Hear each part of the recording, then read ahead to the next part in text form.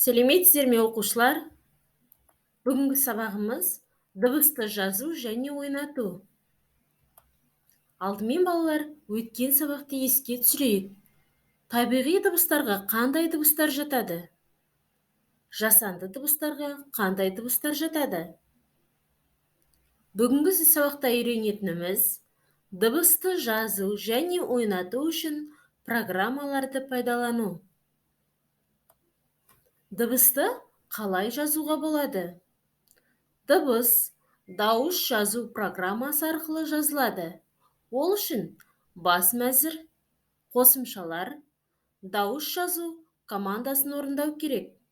Программа ашылғаннан кейін микрофон арқылы дыбыс жазуға болады. Дауыс жазу терезесінде жазуды бастау мен тоқтату батырмалары орналасқан. Дыбысты жазып жатқанда тоқтату батырмасының үстінде жазылу уақыты көрсетіліп тұрады. Жазылған дыбысты қалай сақтаймыз?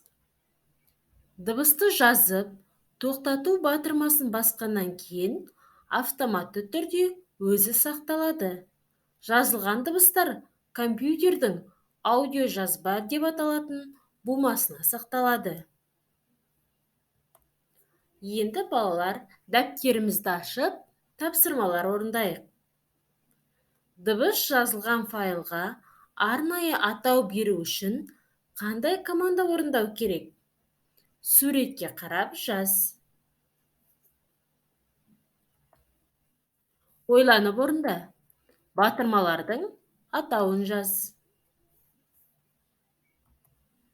Сөзді тап.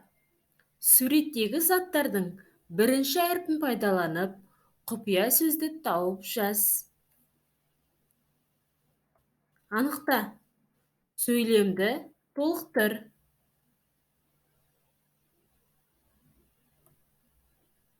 Дыбыс жазу программасының батырмаларын орналастыр. Компьютермен жұмыс. Дауыс жазу программасында өз даусыңмен өлең жаз. Файлды таңғы жаттығу деген атаумен сақта.